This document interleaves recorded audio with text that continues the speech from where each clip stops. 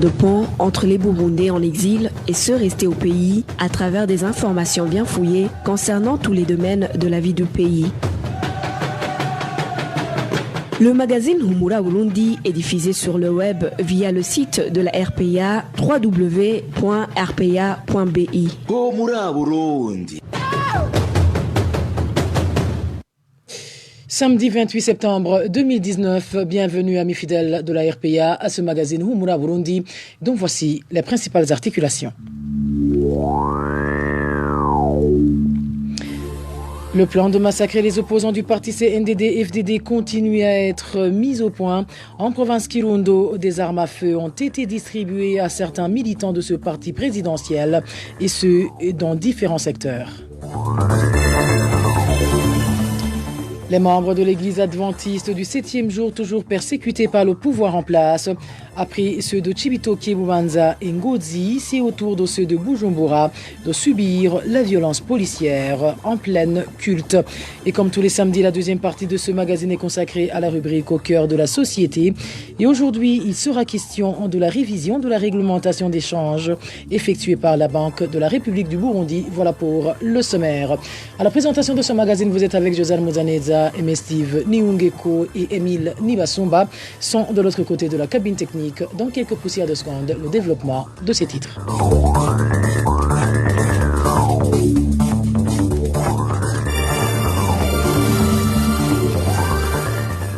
Encore une fois, bienvenue. Débutons par cette page sécuritaire où deux employés de la société JC Blessing Company ont été blessés à coups de machette par un groupe de bandits dans le quartier Kinyami.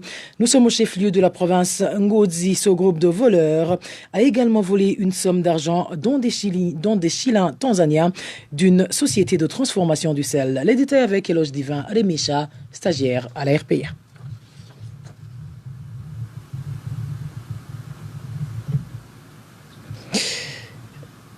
Comme je vous le disais, deux employés de la société JC Blessing Company ont été blessés à coups de machette par un groupe de bandits dans le quartier Kinyami, situé au chef-lieu de la province Ngozi. Ce groupe de voleurs a également volé une somme d'argent, dont des shillings tanzaniens, d'une société de transformation du sel. Les détails avec Eloge Divin Remisha, stagiaire à la RPA. Ces deux victimes sont connues sous les noms de André Wigirimana et Habimana, tous employés de la société JC Blessing Company. Ils gardaient une société qui transforme le sel d'un homme d'affaires du nom d'Abbas, du quartier Kinyami du chef-lieu de la province Ngozi. Les sources sur place à Kinyami indiquent que ces deux hommes ont été battus à coups de machette par un groupe de voleurs non encore identifiés.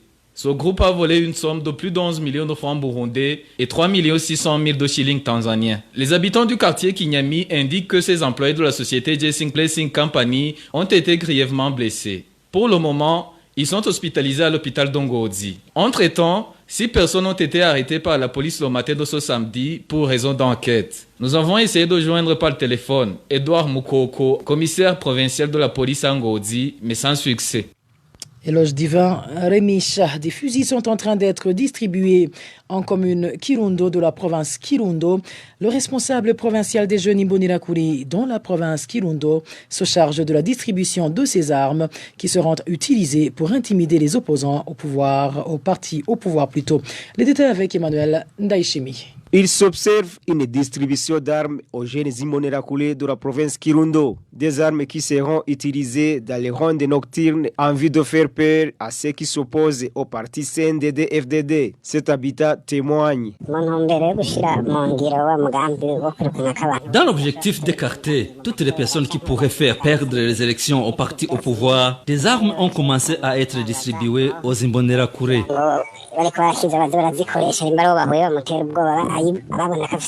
Parmi ceux qui ont déjà reçu ces armes, on trouve les responsables du parti CNDD-FDD dans la commune Kirundo. Le responsable du parti CNDD-FDD dans la commune Kirundo, le responsable des Imbonerakure dans la ville de Kirundo, le représentant des coiffeurs qui d'ailleurs est un proche collaborateur du chef des renseignements ainsi que le représentant des motards au niveau provincial, tous ont reçu des armes. Le chef de file dans cette distribution des armes est Abel Aïcha qui est responsable des Imbonerakure dans la province Kirundo, qui est cité dans plusieurs cas de violation de droits de la personne personnes humaines dans cette province. Ces armes ont été emmenées par Abel Ahisha Akiye, responsable des jeunes Imbonerakure au niveau provincial, dans sa voiture. Il les a distribuées à la permanence du parti CNDD-FDD. Nous avons essayé de contacter le gouverneur de la province Kirundo, mais sans succès.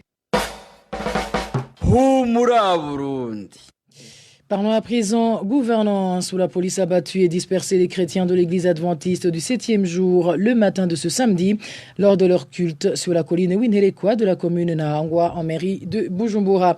Depuis quelques jours, une mésentente règne au sein des responsables de cette église dans différentes provinces du pays. Les détails avec Balthazar Mibour. Dans la matinée de ce samedi, les chrétiens de l'église adventiste du 7e jour étaient dans leur culte comme d'habitude. D'un coup, la police est arrivée à l'église et a commencé à frapper et à disperser ces chrétiens sans exception aucune. L'un de ces chrétiens témoigne.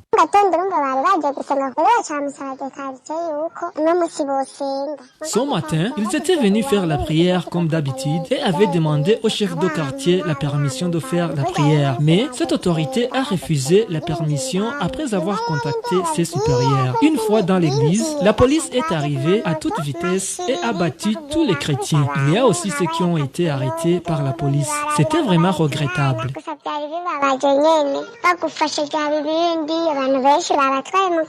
Nos sources sur place indiquent qu'une mésentente s'observe au sein des administratifs de cette église depuis un certain temps. Pour le moment, elle s'observe même au sein des membres de l'église. La rédaction a contacté Isidore Ngendakumana, chef de son quartier, pour plus de détails, mais son téléphone était injoignable.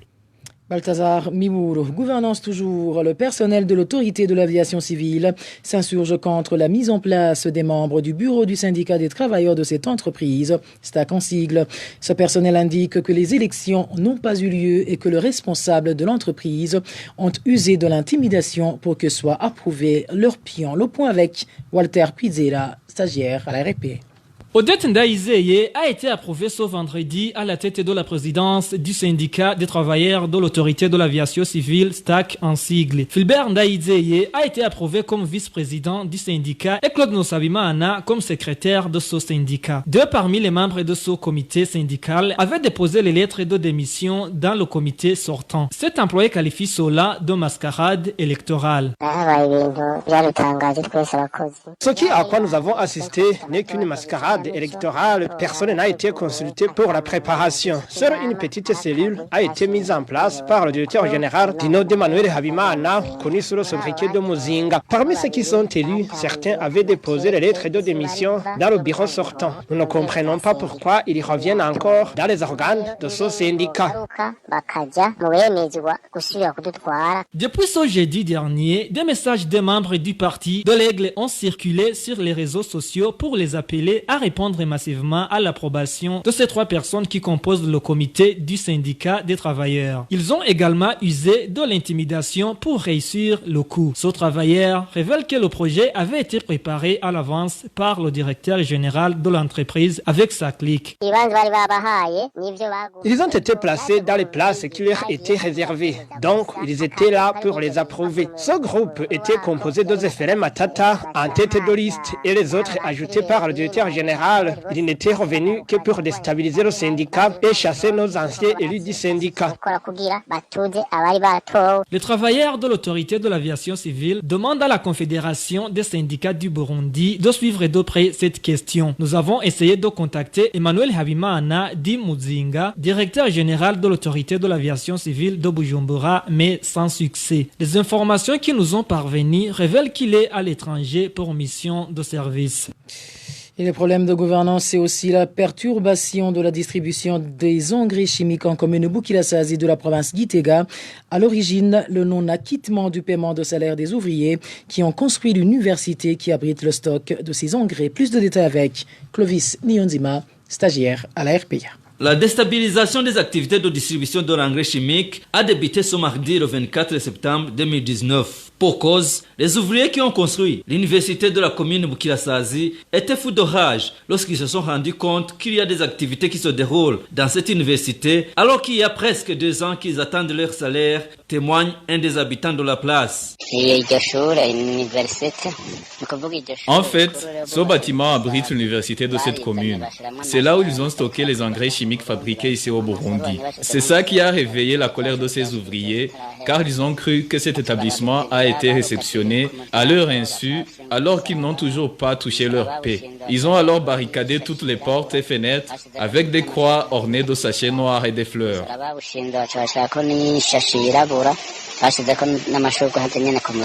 Selon les informations en provenance de la commune de Bukirasazi, les travaux de construction de cette université ont pris fin il y a 7 mois. Un chantier qui a employé au moins 40 ouvriers qui réclament en tout 30 millions de francs burundais.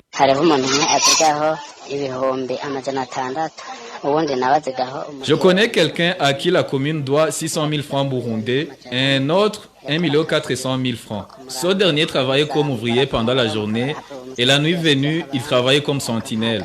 Tous les deux ont fini par démissionner et l'administrateur s'est empressé de les remplacer. Mais jusqu'à présent, personne n'a été rémunéré. Il réclame en tout 30 millions de francs burundais.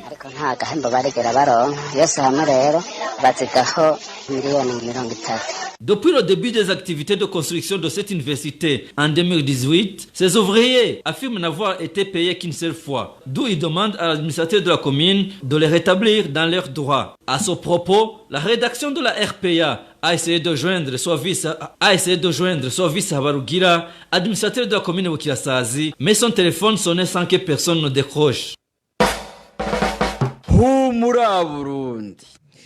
En page santé, l'épidémie de choléra s'observe toujours en commune Gihanga de la province Bubanza. Au cours de cette semaine, une personne est décédée. Jeudi dernier, 2 autres individus en provenance du village Gawazi ont été admis à l'hôpital Saint-Augustin des Sorbe et Mukama.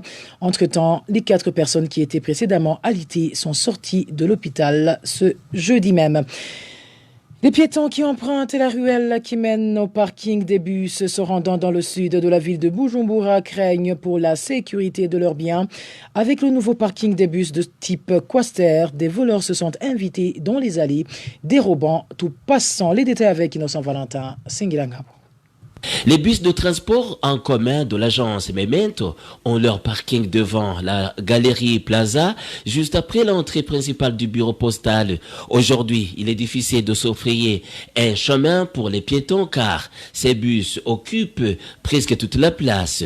À leur début, au mois de juillet, ces bus avaient un espace délimité qu'ils occupaient et cela facilitait le passage des piétons. Mais comme le nombre de bus ne cesse de croître, l'espace réservé aux piétons est de plus en plus envahi. Bien que les habitants de la ville de Bujumbura se réjouissent de l'arrivée de ces bus qui ont sensiblement résolu le problème de transport, cela ne les empêche pas de craindre pour leur sécurité. En effet, entre 12h et 18h, des pickpockets se fondent dans la foule et volent les passants, surtout les fonctionnaires qui rentrent après une journée de travail. D'où les usagers de cette ruelle interpellent la mairie de Bujumbura afin qu'elle régule bien son parking pour les biens des passants. Le magazine est Humura Burundi. Je vous rappelle que si vous n'avez pas pu nous suivre en direct sur notre page Facebook, vous pouvez retrouver l'intégralité de ce magazine sur notre site web, le www.rpia.bi ou sur nos autres plateformes, à savoir nos comptes Twitter, SoundCloud ou YouTube. Et pour ceux qui souhaitent recevoir directement ce magazine sur leur smartphone, envoyez-nous un message WhatsApp au numéro suivant, le plus 49 151 294 16 348. Et comme place maintenant à la deuxième partie de ce magazine consacré à la rubrique Au cœur de la société. Et aujourd'hui, il sera focalisé sur la révision de la réglementation d'échange effectuée récemment par la Banque de la République du Burundi. Le mini-magazine Au cœur de la société vous est présenté par Émile Nibasumba. Émile, bonsoir. Bonsoir Josiane. Bienvenue. Au cœur de la société. Au cœur de la société est une émission de tous les samedis, préparée en synergie par les radios Inzamba Agateka Kawe, Radio RPA Ijuya Wanyagihugu, ainsi que la radio-télévision Renaissance. La baisse des paiements en espèces des importations et la baisse du montant de change dans les banques sont parmi les changements effectués par la Banque de la République du Burundi dans sa nouvelle réglementation. La révision de la réglementation d'échange qui était en vigueur depuis juin 2010. Voilà sur quoi se focalise le mini-magazine au cœur de la société de ce 28 septembre 2019.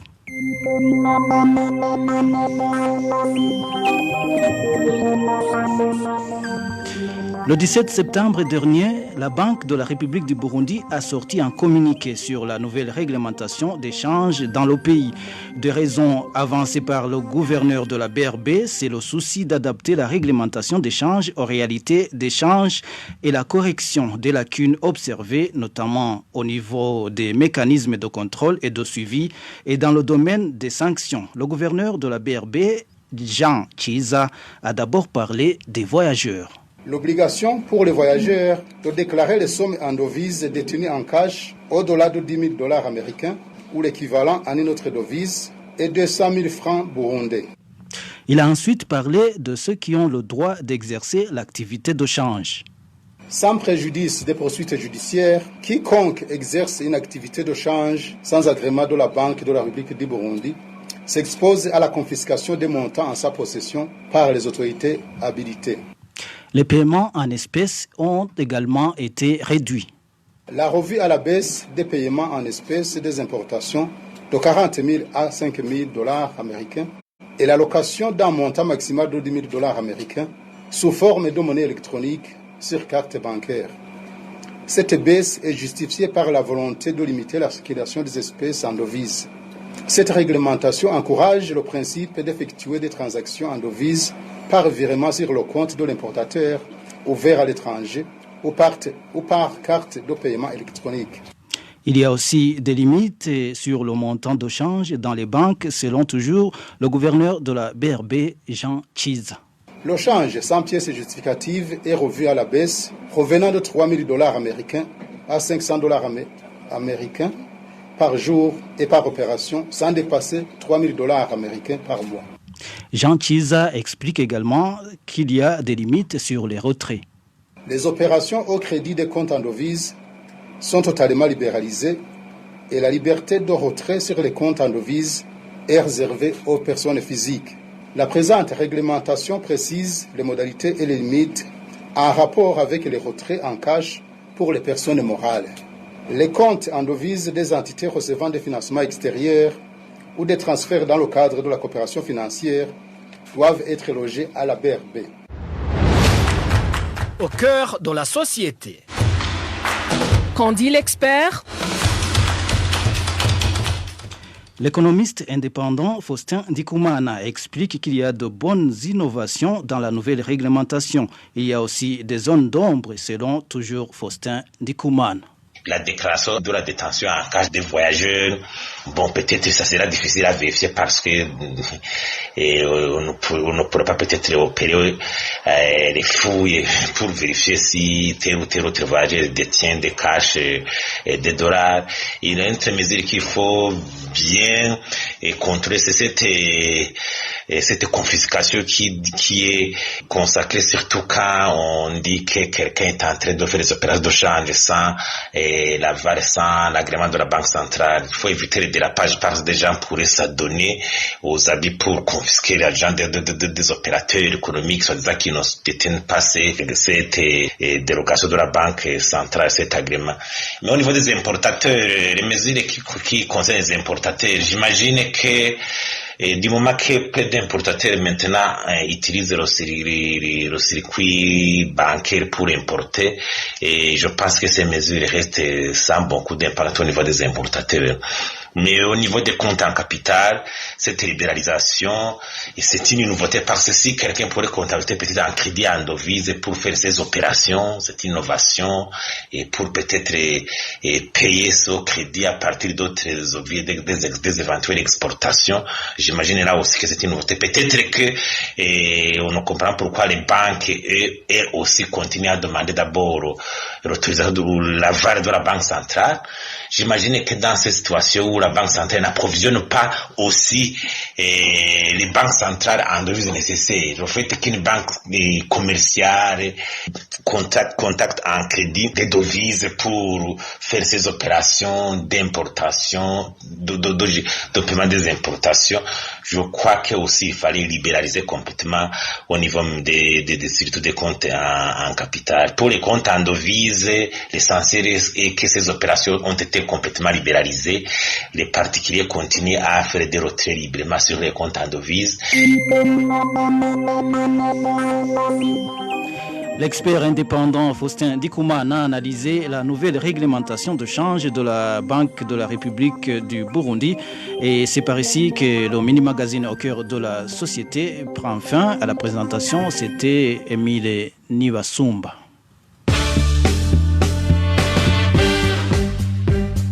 C'était l'émission Au cœur de la société.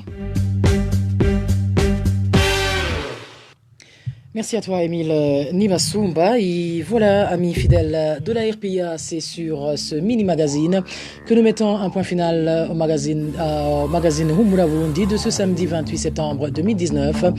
Merci à vous tous qui nous avez tenu compagnie. Merci à toute l'équipe rédactionnelle qui m'a aidé à collecter toutes ces informations. Merci également à Aimé Steve Niungeko et Émile Nivasumba pour leur complicité technique. À la présentation, vous étiez avec Josiane Mouzaneza. Excellente soirée chez vous. C'était le magazine Humura Burundi. Un magazine comprend pour relier les Burundais en exil, et ce toujours au pays, à travers une information de qualité.